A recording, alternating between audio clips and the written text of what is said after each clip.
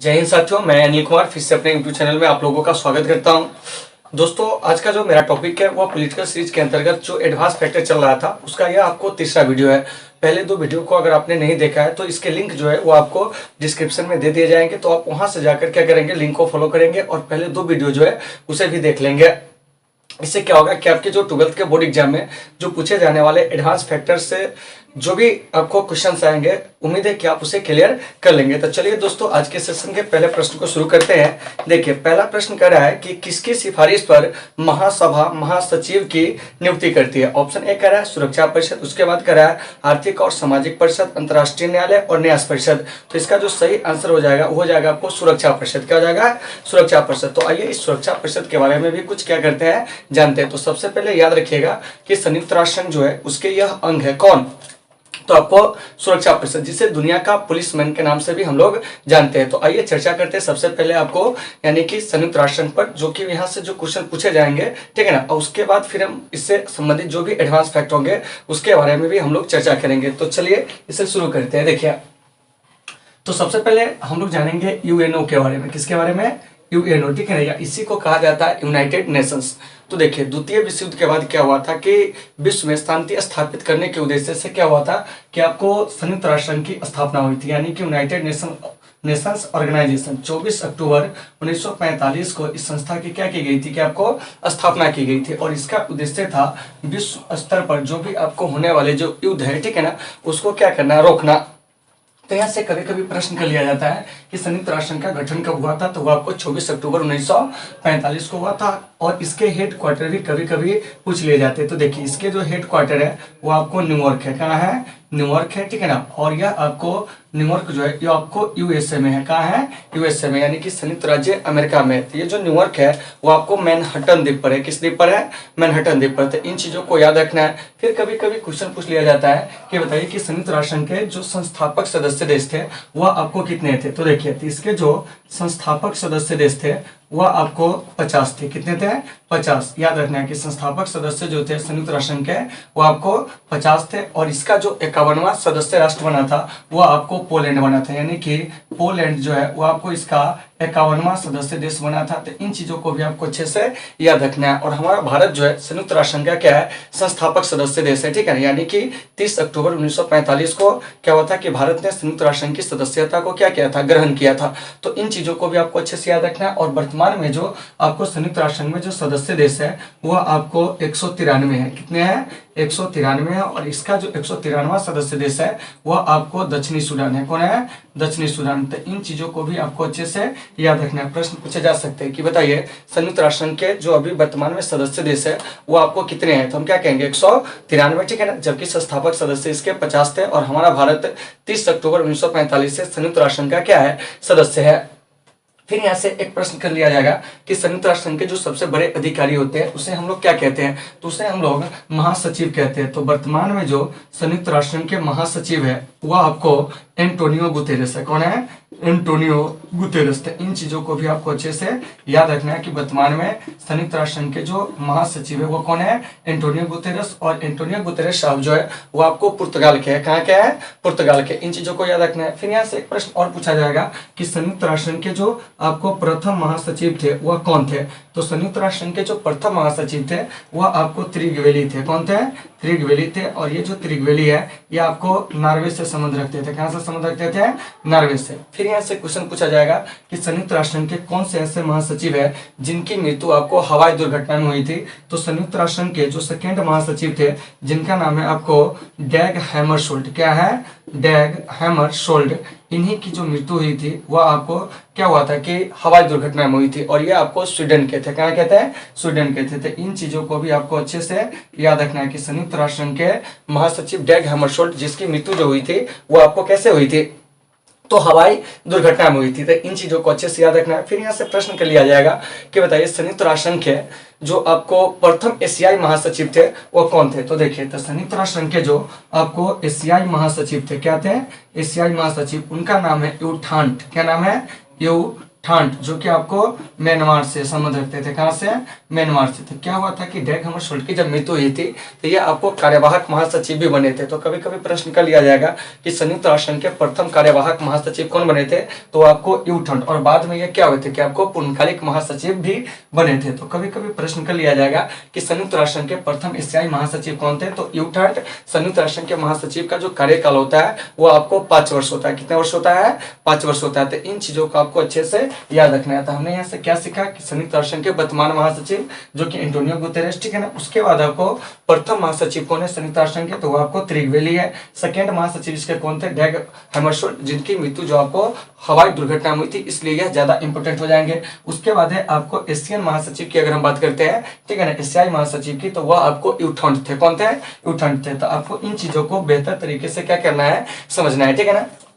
फिर यहाँ से बात आती है कि संयुक्त राष्ट्र संघ के जो आपको अंग है वो आपको कितने हैं। तो देखिए संयुक्त राष्ट्र संघ के अंग की अगर हम बात करते हैं तो इसके आपको 6 अंग है। कितने अंग है? 6 अंग है। उसमें सबसे पहले है आपको महासभा। कौन है? महासभा है। महासभा के बाद जो है वो आपको सुरक्षा परिषद। कौन है? सुरक्षा परिषद। कभी कभी क्वेश्चन पूछ लिया जाता है 2 नंबर में कि संयुक्त राष्ट्र संघ के प्रमुख अंगों के नाम लिखिए, तो दूसरा कौन है? सुरक्षा परिषद। उसके बाद तीसरा अगर हम बात करते हैं तो वह आपको आर्थिक और सामाजिक परिषद। क्या है? आर्थिक और सामाजिक परिषद। इन चीजों को भी आपको अच्छे से याद रखना है कि आर्थिक और सामाजिक परिषद। उसके बाद इसका जो चौथा अंग है वह है आपको प्रन्यास परिषद। क्या है?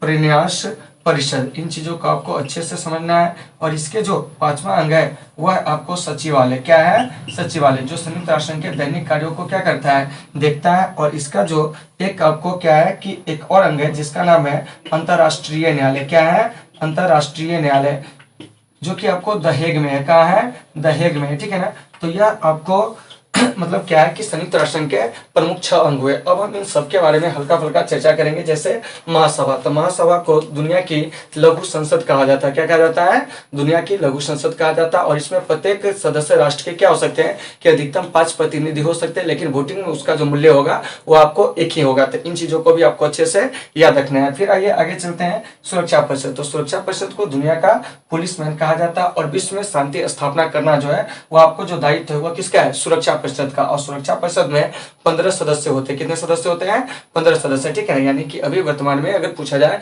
कि सुरक्षा परिषद में कितने सदस्य थे, आप क्या कहोगे? 15, जिसमें से आपको 5 है अस्थायी और 10 जो है अस्थायी है, ठीक है ना। उसके बाद आर्थिक और सामाजिक परिषद, इसमें जो सदस्य राष्ट्र है वो आपको कितने हैं? तो आपको 54 है, ठीक है ना। तो यहाँ से क्वेश्चन आएगा, ठीक है। उसके बाद अंतर्राष्ट्रीय न्यायालय। अंतर्राष्ट्रीय न्यायालय में कितने न्यायाधीश होते हैं?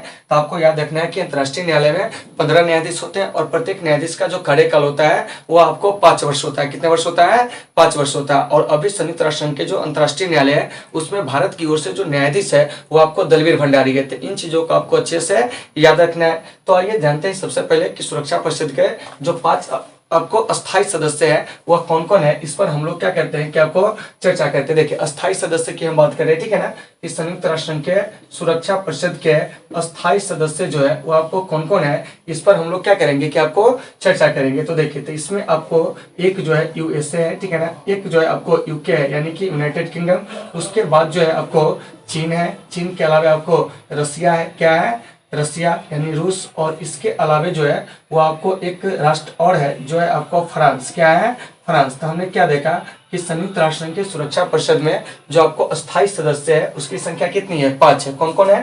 तो आपको अमेरिका है, ब्रिटेन है, चीन है, रूस है और फ्रांस है। क्या है? फ्रांस है। और इन सदस्य राष्ट्रों को क्या है कि आपको वीटो प्राप्त है। क्या प्राप्त है? वीटो प्राप्त है। वीटो का मतलब होता है निषेधाधिकार शक्ति जो है वो आपको प्राप्त है। तो यहाँ से कभी भी अगर आपसे प्रश्न कर लिया जाए कि बताइए कि संयुक्त राष्ट्र संघ में से इनमें से किसे वीटो प्राप्त है, तो इसके जो अस्थायी सदस्य है उसे ही क्या है कि आपको वीटो प्राप्त है। और इसके अस्थायी सदस्य में आपको यूएसए है, यूके है, चीन है, रूस है और इसके अलावा आपको फ्रांस है। तो इन चीजों को आपको बेहतर तरीके से क्या करना है, समझना है। चलिए, तो वही आपका क्वेश्चन कह रहा है कि किसकी सिफारिश पर महासभा महासचिव की नियुक्ति करती है, तो वो आपको सुरक्षा परिषद, ठीक है। तो इसका आंसर ये हो गया। उसके बाद आर्थिक और सामाजिक परिषद, तो याद रखिएगा इसमें सदस्य राष्ट्र जो है वो आपको 54 है। अंतर्राष्ट्रीय न्यायालय जिसमें आपको न्यायाधीशों की जो संख्या होती है 15 होती है, ठीक है ना। इन चीजों को आपको अच्छे से याद रखना है। अंतर्राष्ट्रीय न्यायालय का है तो आपको नीदरलैंड के द हेग में। चलिए 40वां नंबर प्रश्न क्या कर रहा है, ध्यान से सुनेंगे। केशवानंद भारती बाद में सर्वोच्च न्यायालय ने किस विषय पर निर्णय दिया था। तो देखिए सबसे पहले समझ लीजिए कि ये जो केशवानंद केशवानंद भारती जो बनाम केरल राज्य का जो मामला है, ठीक है ना, इसका जो निर्णय आया था वो आपको 24 अप्रैल 1973 को आया था। कितना को आया था? 24 अप्रैल 1973 को। याद रखना है कि केशवानंद भारती बनाम केरल राज्य का जो आपको फैसला है वो आपको सर्वोच्च न्यायालय ने कब दिया था? तो 24 अप्रैल 1973 को। और यह फैसला जो आया था वह आपको 7-6 से आया था। मतलब कि ये जो केशवानंद भारती बनाम केरल राज्य है, ठीक है ना, तो इसके निर्णय के लिए क्या हुआ था कि न्यायाधीशों की आपको 13, मतलब कि क्या होता है कि न्यायाधीशों की जो बेंच थी उसमें आपको 13 न्यायाधीश थे और फैसला 7-6 से आया था। तो कभी कभी क्वेश्चन पूछ लिया जाता है कि आपको किस निर्णय को देने के लिए अब तक क्या है कि आपको न्यायाधीशों की सबसे बड़ी बेंच बैठी थी, तो वह था आपको केशवानंद भारती बनाम केरल राज्य। और जब केशवानंद भारती बनाम केरल राज्य का मुकदमा आया था तो उसमें यह बात स्पष्ट किया गया था कि संसद जो है संविधान के मूल ढांचे में क्या कर सकता है कि आपको संशोधन नहीं कर सकती है।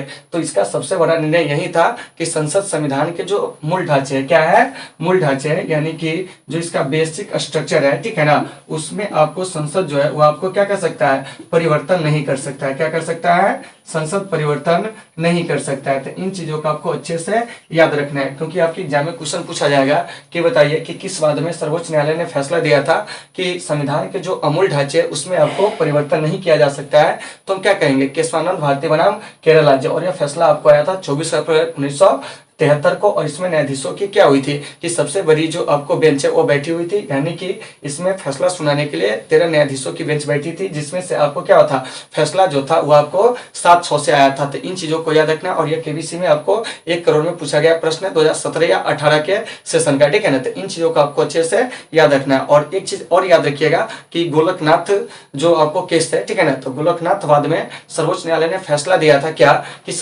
ये जो संसद है वो आपको मौलिक अधिकारों में किसी प्रकार की कोई कटौती नहीं कर सकती है। तो इन चीजों को भी आपको अच्छे से याद रखना है। तो केशवानंद भारती केस का फैसला आया था 1973 में, जबकि आपको गोलकनाथ बनाम पंजाब राज्य जो है इसका फैसला जो आया था वो आपको 1967 में आया था। तो इन चीजों को भी आपको अच्छे से समझना है। चलिए आगे चलते हैं। करा कि किसी नगर निगम के मेयर का चुनाव कौन करता है? तो वो आपको वार्ड परिषद करता है। क्या करता है? वार्ड परिषद करता है। तो इन चीजों को आपको अच्छे से समझना है। तो देखिए यहाँ पर आया नगर निगम। क्या आया? नगर निगम। तो देखिए नगरीय शासन में आपको 3 चीजों को याद रखना है। एक आपको नगर पंचायत। तो देखिए तो नगर पंचायत कहाँ स्थापित होते हैं? तो जो देहाती क्षेत्र शहर के रूप में कन्वर्ट हो रहा है वहां पर क्या होता है कि आपको नगर पंचायत होते हैं। और छोटे जो आपको शहर होते हैं, ठीक है ना, उसके लिए जो होता है वो आपको क्या होता है? नगर परिषद। क्या होता है? नगर परिषद होता है। और जो बड़े शहर होते हैं उसके लिए जो होते हैं वो आपको क्या होते हैं? तो आपको नगर निगम होते हैं। क्या होते हैं? नगर निगम होते हैं। और भारत में पहला नगर निगम जो था वो आपको 1687 ईस्वी में क्या हुआ था कि मद्रास में स्थापित हुआ था। क्या हुआ था? मद्रास में स्थापित हुआ था। लेकिन यह जो आपको कार्यरत हुआ वो आपको 1688 से। तो इन चीजों को भी आपको अच्छे से समझना है। कभी कभी प्रश्न कर लिया जाता है कि भारत में पहला नगर निगम कहाँ स्थापित हुआ था? तो वो आपको मद्रास में, ठीक है ना, या चेन्नई में कब हुआ था? तो वो आपको 1687 में। लेकिन यह कार्यरत हुआ था कब से? तो 1688 से। नगर पंचायत कहाँ होंगे? तो ऐसे क्षेत्र, ठीक है ना, मतलब कि देहाती क्षेत्र जो शहर के रूप में कन्वर्ट हो रहे हैं। छोटे शहरों में नगर परिषद होते हैं, नगर निगम बड़े शहरों में होते हैं, ठीक है ना।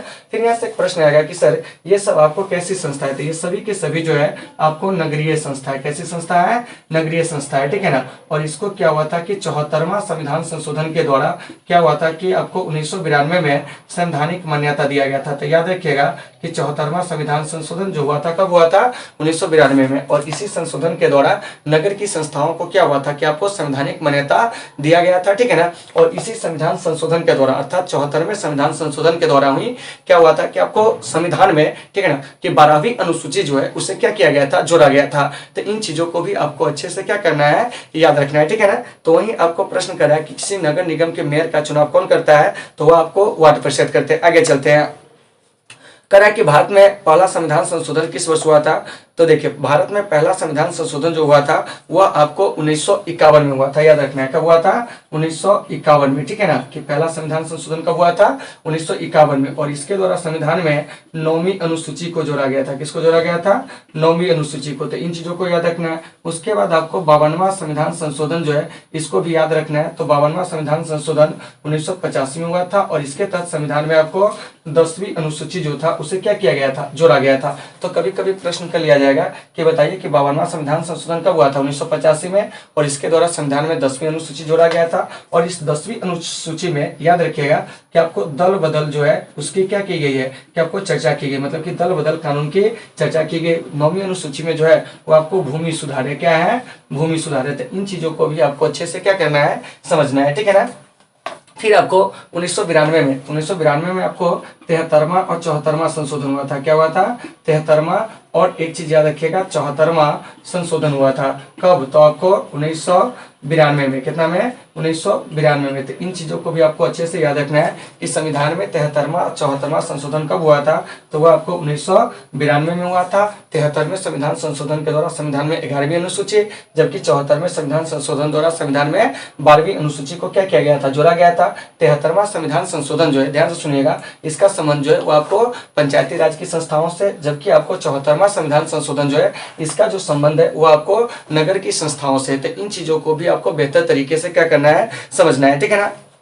अब देखिए कर रहा है अगला प्रश्न, किसी राज्य की विधानसभा में अधिकतम सदस्य हो सकते हैं कितने? ठीक है ना। ऑप्शन ए करा 400, option B 425, option C 500, option D जो है आपको 545। तो किसी राज्य की विधानसभा में जो आपको अधिकतम सीट है वो आपको 500 हो सकती है, यानी कि विधानसभा में अगर हम बात करते हैं अधिकतम सीट की तो वो कितना हो सकता है? 500। और आपको जो न्यूनतम होगा, क्या होगा? न्यूनतम होगा वो आपको 60 होगा। क्या होगा? 60 होगा। लेकिन भारत के कुछ ऐसे राज्य हैं जहां पर आपको 60 से कम विधानसभा की सीटें, जैसे आपको सिक्किम में विधानसभा की मात्र आपको 32 सीटें हैं, जबकि मिजोरम और गोवा में विधानसभा की जो सीटें है वो आपको क्या है? 40 है। क्या है? 40 है। तो इन राज्यों को विशेष राज्य का दर्जा जो है वो आपको क्या है? दिया गया है। तो याद रखेंगे कि मतलब सिक्किम में विधानसभा की अगर सीट की बात करेंगे तो आपको कितना है? तो 32 है। वहीं आपको मिजोरम में बात किया जाए, क्या किया जाए?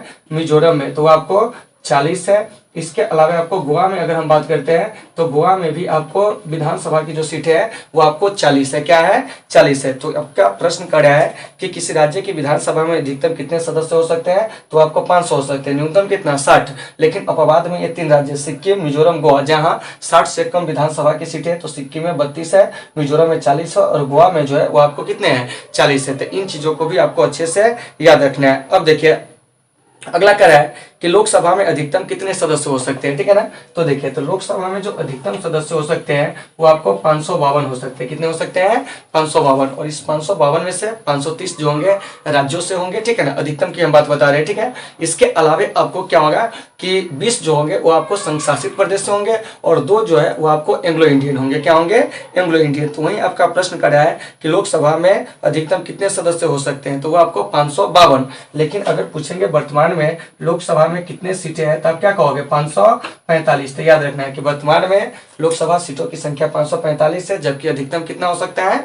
552 हो सकता है, ठीक है ना। तो उम्मीद है कि आपको ये सारे चीज होंगे समझ में आ गए होंगे। तो आप लोग इसका क्या करेंगे? स्क्रीनशॉट ले।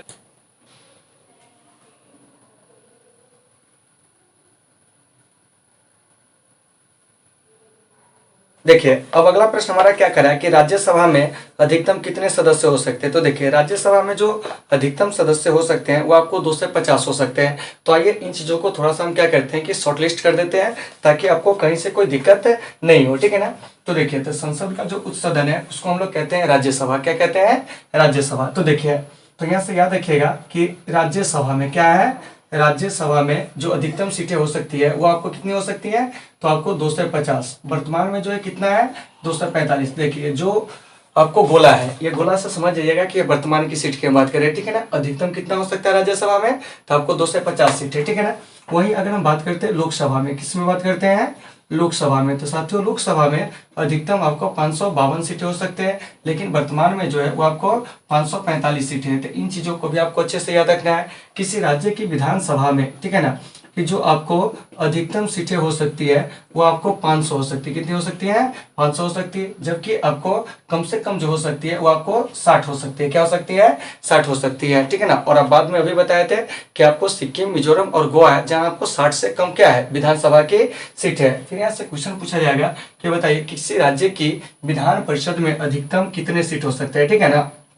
तो देखिए विधान परिषद में जो अधिकतम सीटें हो सकती है वो आपको कितनी हो सकती है, इस पर हम लोग क्या करेंगे, चर्चा करेंगे। तो आपको किसी भी राज्य की विधान परिषद में जो अधिकतम सीटें हो सकती है उस राज्य के विधानसभा सीट के 1/3 से अधिक नहीं होंगे, मतलब कि 1/3, ठीक है ना, विधानसभा की सीट की, किसकी होगी, विधानसभा सीट की 1/3 से अधिक नहीं हो सकते, किसकी संख्या, तो विधान परिषद में सदस्यों की संख्या। अगर वहीं आपको न्यूनतम की बात किया जाए तो न्यूनतम आपको 40 होगा, मतलब कि किसी भी राज्य में, ठीक है ना, ध्यान से सुनिएगा कि विधान परिषद की जो आपको सीटें हो सकती है कम से कम वो आपको 40 होगी, जबकि अधिक से अधिक उस राज्य की विधानसभा के क्या होंगे, 1/3 से अधिक नहीं होंगे। तो इन चीजों को आपको अच्छे से क्या करना है, समझना है, ठीक है ना। चलिए अगला प्रश्न देखिए क्या कह रहा है कि भारतीय संविधान में समवर्ती सूची की प्रेरणा कहाँ से ली गई। तो देखिए, तो इसमें कुछ ऑप्शन दिए गए हैं, क्या दिए गए हैं, ऑप्शन दिए गए हैं। तो इस ऑप्शन पर हम लोग क्या करेंगे कि आपको चर्चा करेंगे। जैसे ऑप्शन ए में है आपको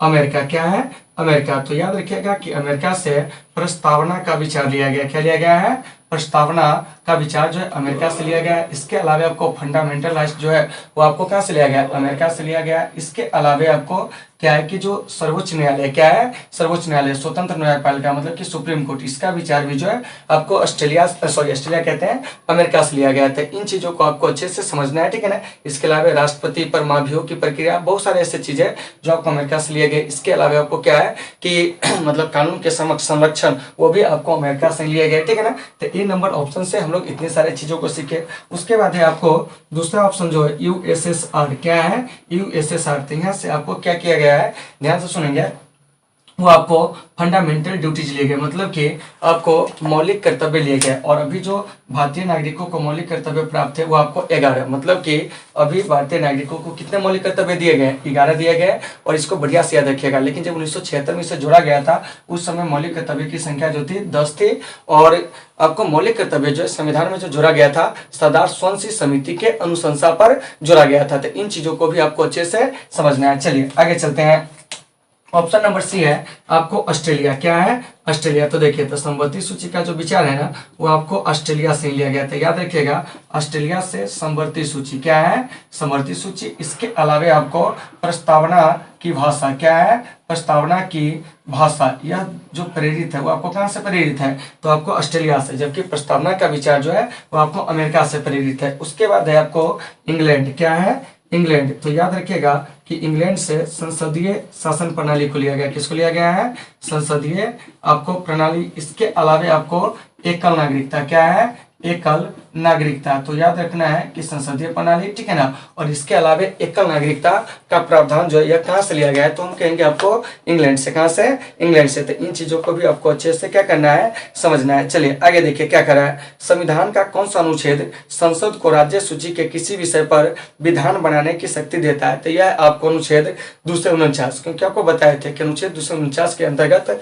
अगर आपको राज्यसभा यह संकल्प पारित कर दे, ठीक है ना, अपने विशेष बहुमत से कि उपरोक्त जो राज्य सूची का विषय है, ठीक है ना, वह आपको क्या है कि कानून बनाने योग्य जो है वो आपको संसद के है। तो ऐसे परिस्थिति में संसद उस पर क्या हो सकता है कि 1 साल के लिए कानून बना सकती है। और किसी भी आपको राज्य सूची के जो विषय है उसको समवर्ती सूची में या संघ सूची में आपको डालने का जो अधिकार है वो आपको संसद को है। तो इन चीजों को भी आपको अच्छे से समझना है, ठीक है ना। तो संविधान के अनुच्छेद 249 के अंतर्गत हमारे जो संसद है वो आपको क्या हो सकता है कि राज्य सूची के किसी भी विषय पर कानून बना सकता है। आगे चलिए 48 नंबर प्रश्न देखिए क्या कर रहा है। निम्नलिखित में से कौन भारतीय संघीय व्यवस्था की विशेषता नहीं है, स्वतंत्र न्यायपालिका। तो देखिए, भारत में स्वतंत्र न्यायपालिका है, शीर्ष पर आपको सुप्रीम कोर्ट है, एकदम बिल्कुल सही है, ठीक है ना। क्योंकि आपको स्वतंत्र और निष्पक्ष न्यायपालिका जिसकी चर्चा जो संविधान के अनुच्छेद 124 में आपको क्या है कि की गई है। तो इन चीजों को भी आपको अच्छे से समझना है, मतलब कि सुप्रीम कोर्ट का गठन जो है अनुच्छेद 124 के अंतर्गत ही हुआ है, ठीक है ना। उसके बाद है शक्तियों का विभाजन।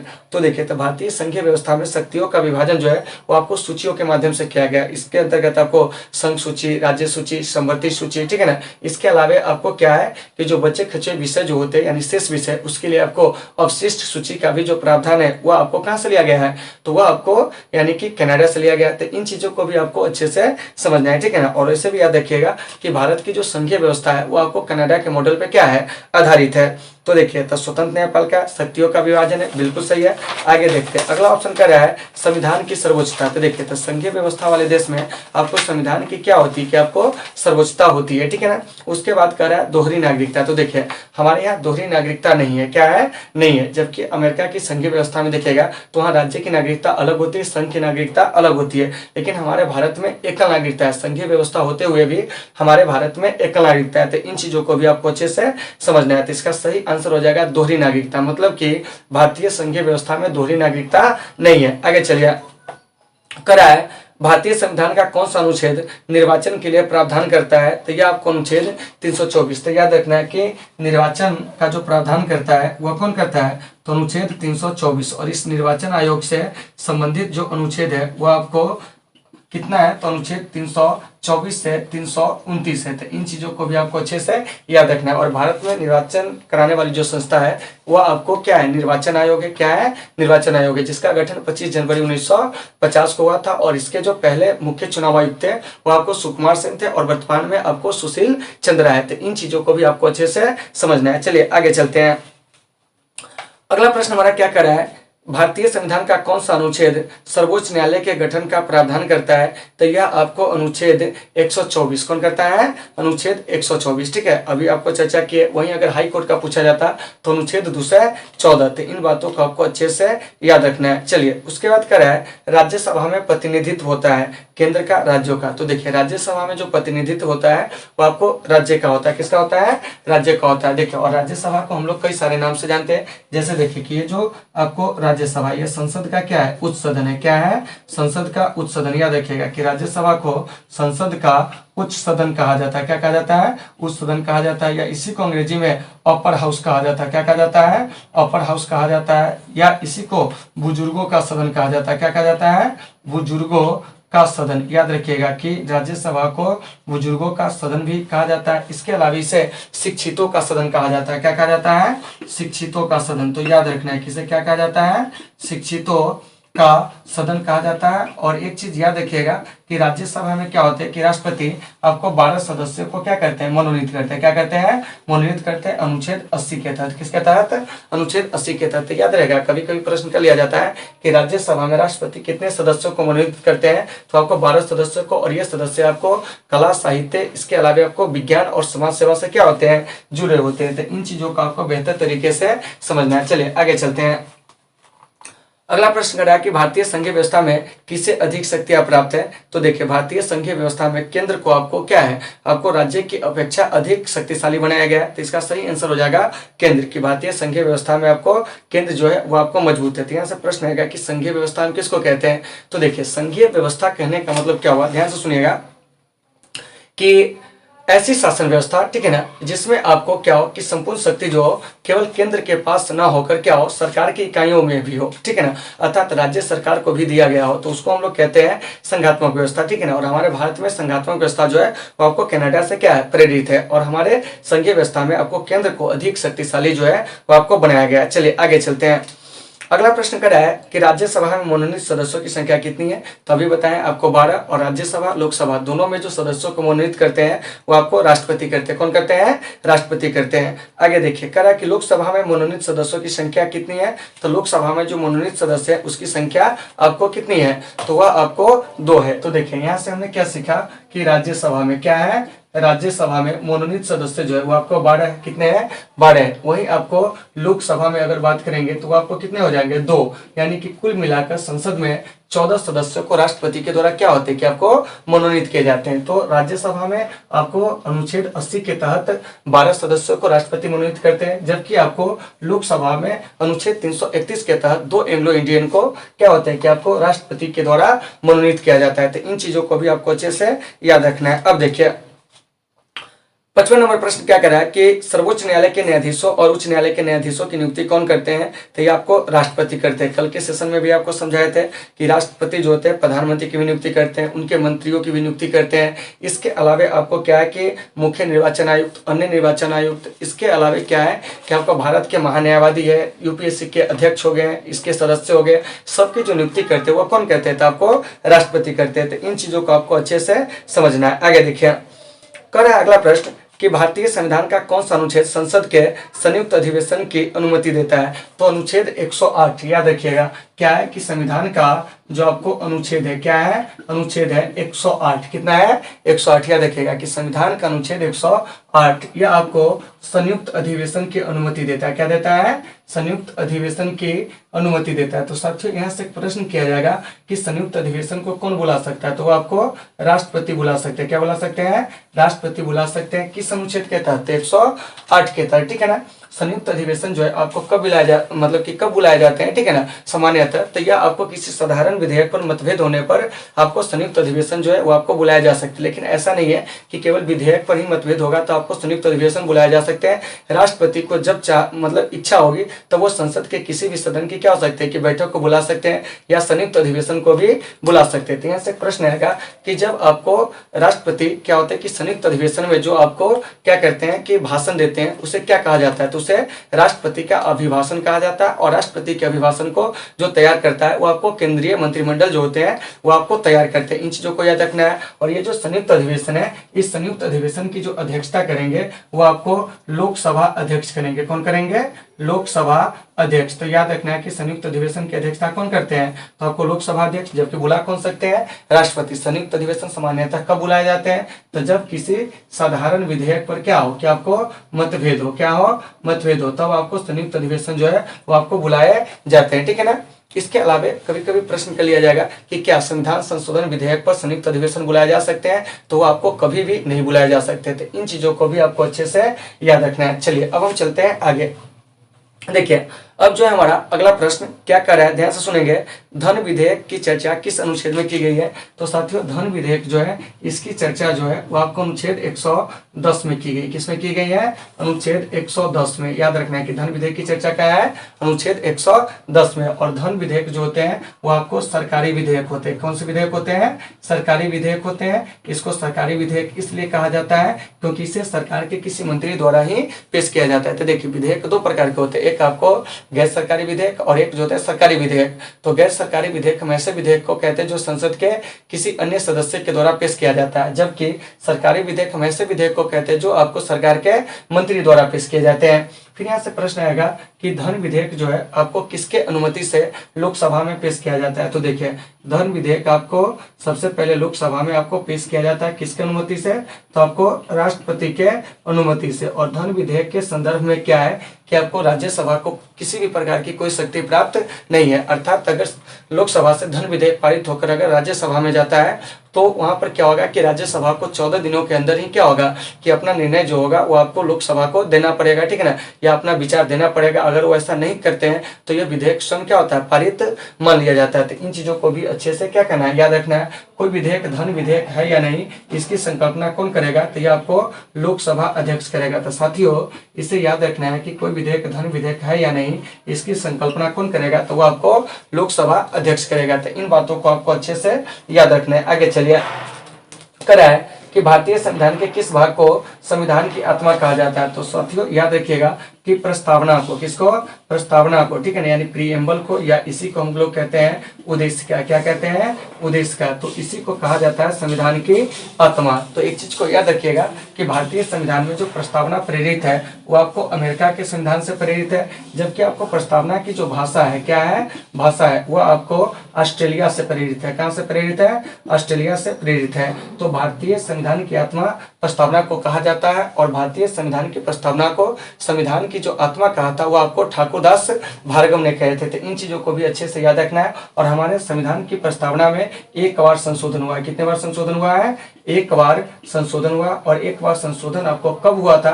तो यह आपको 1976 में हुआ था, 42वें संविधान संशोधन के दौरान। याद रखिएगा कि संविधान की प्रस्तावना में अब तक मात्र एक बार संशोधन हुआ है। कब? तो 1976 में। कौन सा संशोधन हुआ था? 42वां संविधान संशोधन। और इसके तहत संविधान की प्रस्तावना में अखंडता, क्या था?